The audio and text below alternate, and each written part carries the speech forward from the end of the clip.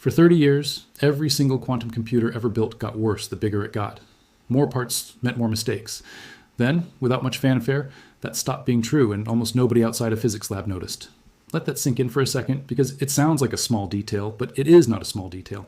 It is the difference between a science experiment and a machine that could eventually reshape computing, medicine, security, and the internet itself. For decades, the dream of quantum computing ran into the same wall over and over again. You build a bigger, more powerful quantum chip, and instead of getting more reliable, it gets less reliable. Every additional qubit you add is another fragile thread that can snap, another source of noise, another way for the whole calculation to fall apart. Scientists call this the scaling problem, and it was the single biggest reason quantum computing stayed a laboratory curiosity for so long. You could build a flashy demonstration. You could not build something useful, not at scale, not reliably. Every attempt to grow the system made the errors grow faster than the power. Then Google's quantum AI team did something that quietly rewrote that rule. They did not just build a bigger chip. They built a chip that broke the pattern. Instead of errors piling up as they added more physical qubits, the errors went down. Down.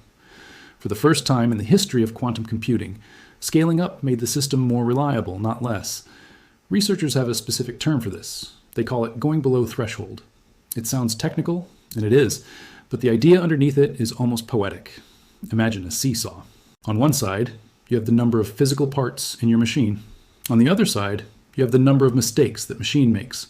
For every quantum computer that had ever existed before this moment, tipping that seesaw toward more parts always tipped it toward more mistakes too.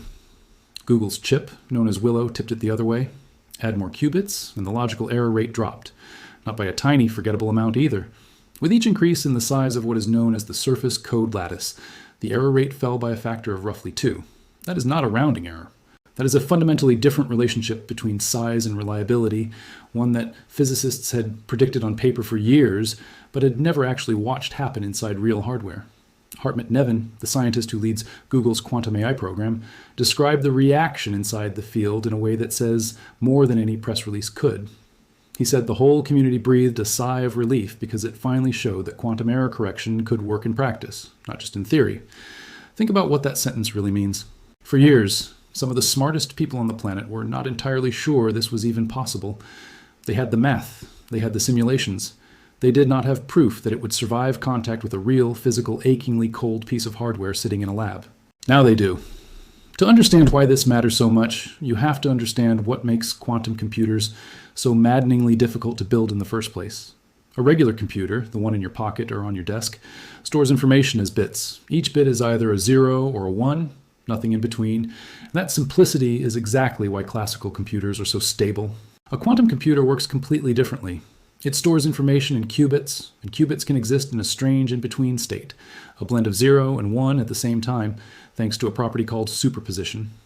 And that blended state is what gives quantum computers their potential power.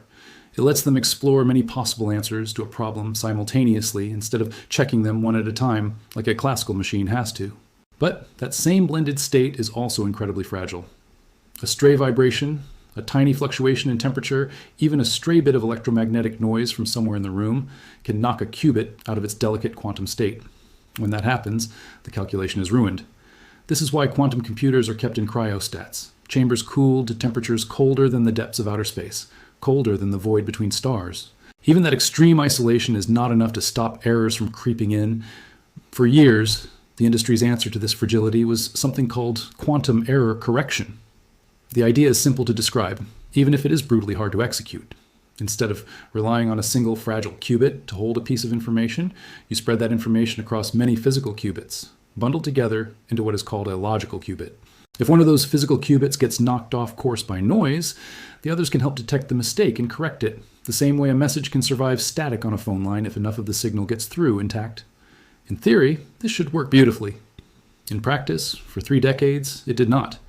Every time researchers added more physical qubits to build a sturdier logical qubit, they introduced more opportunities for something to go wrong. The bundle meant to protect the information became, ironically, another source of noise. The cure was arguably making the disease worse. This is the wall that stopped quantum computing from becoming something real. It is the wall Google just broke through. Willow is not some sprawling room-sized behemoth of a machine. It is a chip with a little over 100 physical qubits, remarkably modest compared to the million-qubit machines Google eventually wants to build. But size was never really the point of this experiment. The point was proving a principle, showing that the theoretical scaling laws that physicists had worked out on chalkboards for years actually hold up when you put them into cold, hard silicon and superconducting circuits. And they did. In these new experiments, when the Google quantum AI team bundled more qubits together in the right configuration, the combined logical qubit made fewer errors, not more. That is the line. That is the threshold. That is what nobody had reliably crossed before. It is worth pausing here to be honest about what this result is and what it is not, because a lot of noise online tends to blur that line. This is not a quantum computer that can currently do your taxes faster, break into your bank account, or design a new drug overnight. The demonstration still involves a single logical qubit. 1. It is proof of concept, not a finished product. Building a machine that can run truly meaningful chemistry simulations, climate models, or cryptographic attacks will require many logical qubits working together, all maintaining that same falling error rate as the system grows. That is an enormous engineering challenge still ahead. Google's own roadmap acknowledges this. The company has talked about eventually building a machine with something in the neighborhood of 1 million physical qubits, an almost unimaginable jump from where things stand today, where the most advanced chips still sit in the range of 100 to a few hundred qubits. Getting from here to there will require breakthroughs in manufacturing, wiring, control systems, and cooling that nobody has fully demonstrated yet.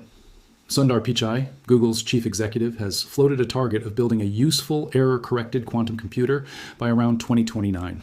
That is a target, not a guarantee, and anyone who has followed the history of ambitious tech timelines knows how often those dates get pushed. But here is why this specific milestone, even in its modest, one logical qubit form, sent a jolt through the scientific community and, increasingly, through the world of cybersecurity. Crossing the error correction threshold changes the entire nature of the conversation. Before this, the central question in quantum computing was whether error correction could work at all at scale. That question is now, for all practical purposes, settled. The new question is not if, but how fast. How fast can researchers stack these logical qubits together? How fast can the industry go from one working logical qubit to 100, and then to the thousands needed for genuinely transformative applications? That shift, from a question of possibility to a question of speed, is exactly why people who spent years downplaying quantum hype are suddenly sounding a lot more urgent. One of those people is Scott Aaronson, a name that carries real weight in this conversation. He holds the Schlumberger Centennial Chair of Computer Science at the University of Texas at Austin, co-founded the university's Quantum Information Center, and was recently elected to the National Academy of Sciences. For years, Aaronson built a reputation as one of the field's most trusted skeptics, the guy who would publicly and patiently correct breathless headlines about quantum computers being just around the corner. He was the voice of caution in a field that often rewarded hype. So, when Aaronson wrote in a blog post published in the spring of 2026 that some of the most reputable people in quantum hardware and quantum error correction now tell him that a fault-tolerant quantum computer capable of breaking deployed cryptographic systems ought to be possible by around 2029, that statement landed very differently than it would have coming from anyone else. This was not a startup founder trying to attract investors. This was the field's designated skeptic changing his tune and telling his readers, in effect, that the ground had shifted beneath their feet. That shift did not happen in a vacuum. It is deeply connected to another piece of Google's work, one that gets far less attention than the flashy headline numbers, but is arguably just as important. Google built an artificial intelligence system called AlphaQubit, designed specifically to solve one of the thorniest technical bottlenecks standing between today's noisy quantum chips and tomorrow's fault-tolerant ones. That bottleneck is decoding, the process of figuring out, in real time, which of the many physical qubits in a bundle have gone wrong so the system can correct them before the error spreads and ruins the calculation. It is an absurdly hard computational problem in its own right. An AlphaQubit represents an attempt to use one of Google's core strengths, artificial intelligence, to accelerate progress on the other one, quantum hardware. When you put these two threads together, the below-threshold breakthrough on one side and the AI-powered progress on error decoding on the other, you start to understand why Google did not just publish a quiet scientific paper and move on. The company did something much more consequential. It updated its own internal security timeline. In March of 2026, Google published a blog post with a deceptively understated title, something about quantum frontiers being closer than they appear. Tucked inside that calm, corporate language was a genuinely significant announcement.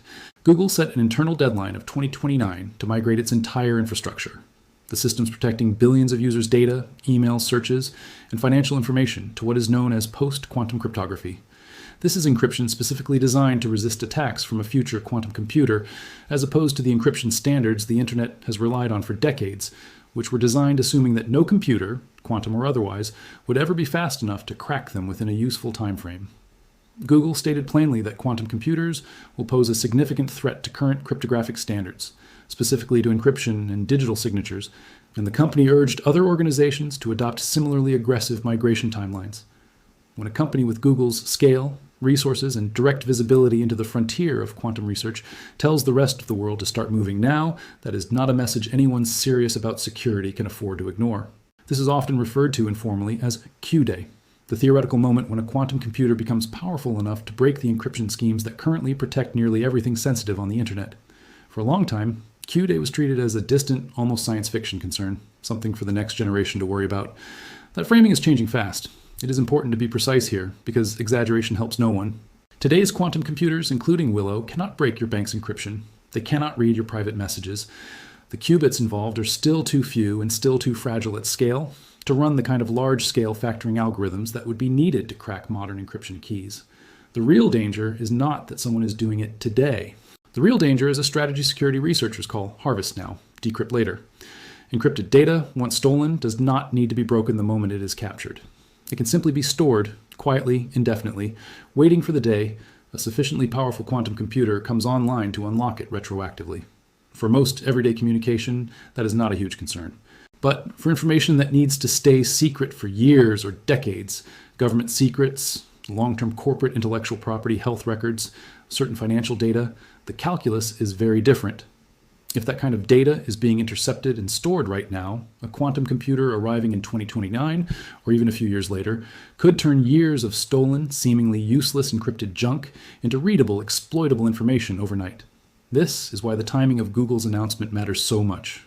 Researchers surveyed by firms like Bain and Company have found that a striking majority of organizations, somewhere around 90%, do not yet have systems in place to defend against quantum security threats, even though a majority of those same organizations expect quantum-enabled attacks within the next 5 years, and a meaningful chunk expect them within just 3.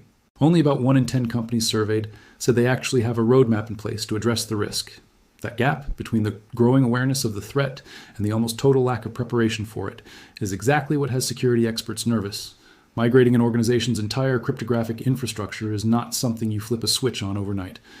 Britain's National Cybersecurity Centre has publicly compared the complexity of this transition to fixing the Millennium Bug, except arguably harder, because encryption is woven far more deeply and far more invisibly into modern digital infrastructure than most people realize. It touches everything from the padlock icon in your web browser to the systems that verify software updates, to the protocols that keep power grids and financial markets running securely behind the scenes. So where does that leave the actual race between the major players building these machines?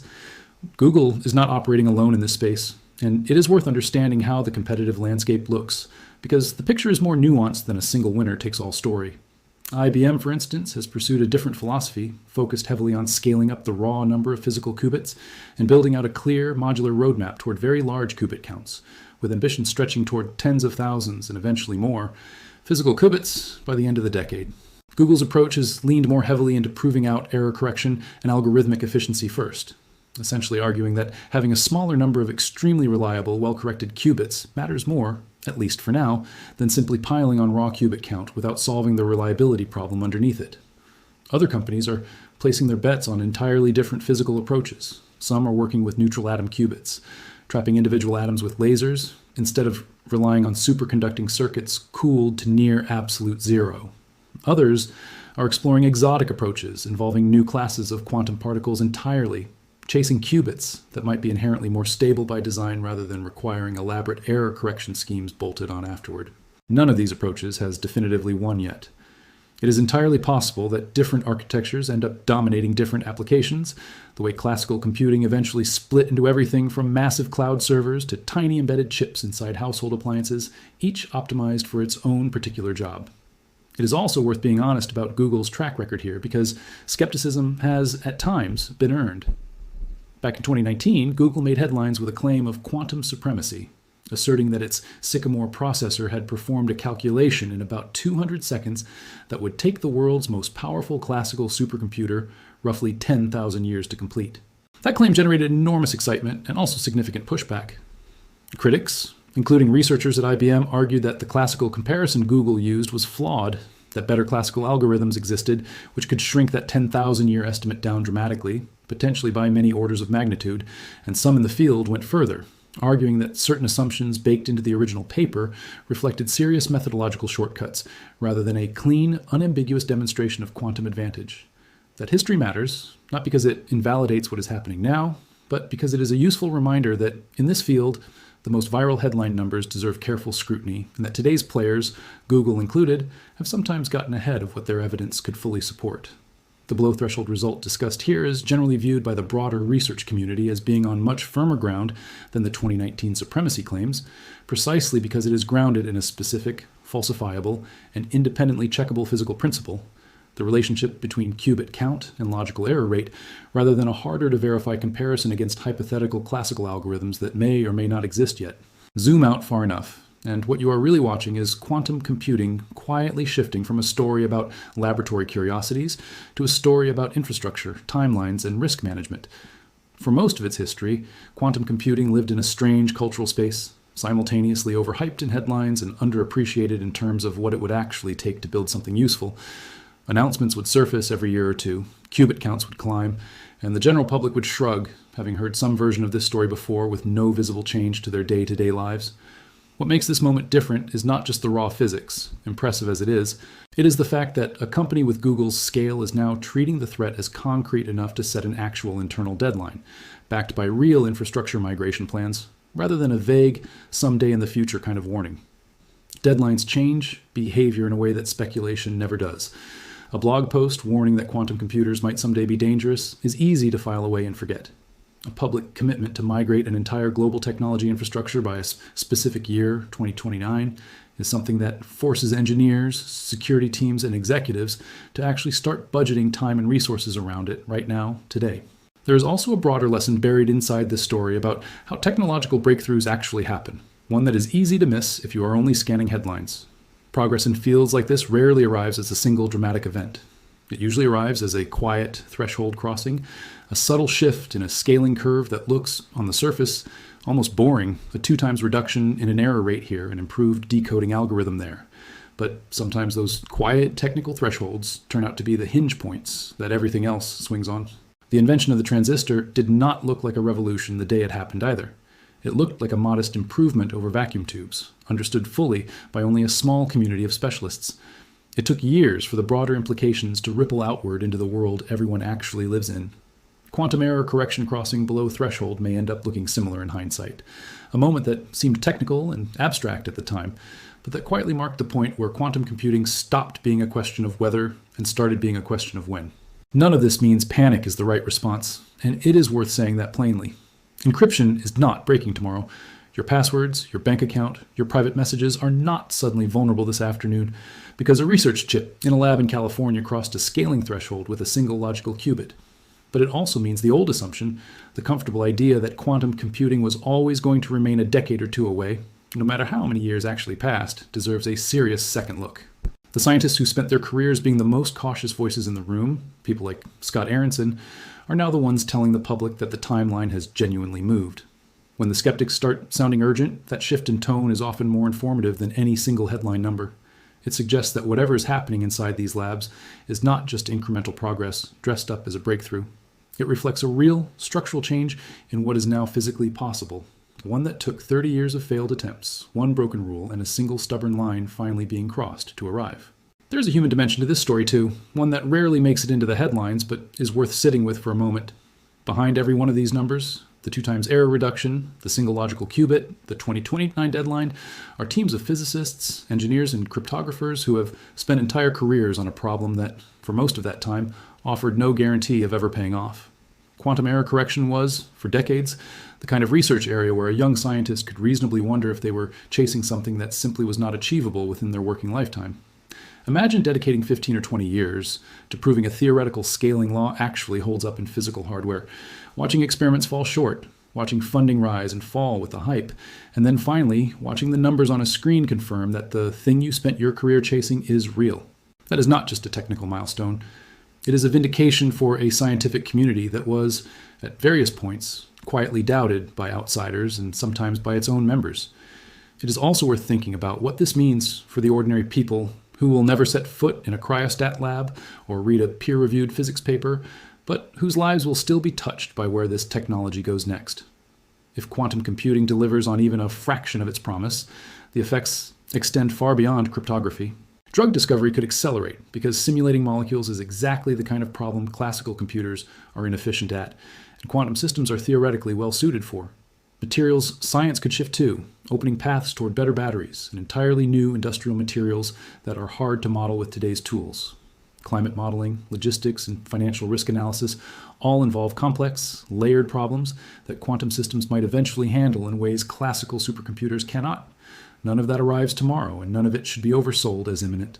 But the below-threshold breakthrough is precisely the kind of foundational step that has to happen before any of those bigger, more exciting applications become possible at all.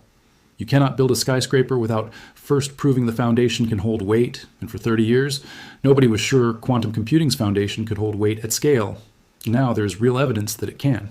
So the next time you see a headline claiming some company crossed a line nobody has ever crossed before, it is worth asking the two questions that actually matter. Questions that cut through the noise every single time. First, what specific measurable threshold did they cross? And can that claim actually be independently verified by other scientists outside the company that made it?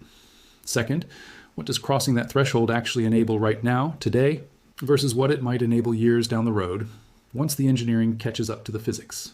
In the case of Google's Willow chip and its below-threshold error correction result, the answers turn out to be genuinely compelling. The threshold is real, it is grounded in a falsifiable physical principle, and it has been treated with real seriousness by a broader scientific community that includes plenty of people who have made careers out of debunking overhyped quantum claims. What it enables right now is still modest, a single reliable logical qubit rather than a world-changing machine. But what it signals about the next few years, about the shrinking distance between laboratory demonstration and genuinely disruptive technology, about the accelerating urgency behind quantum-resistant encryption, is significant enough that some of the most careful, most skeptical minds in the field are now telling the rest of us in no uncertain terms that it is time to pay very close attention.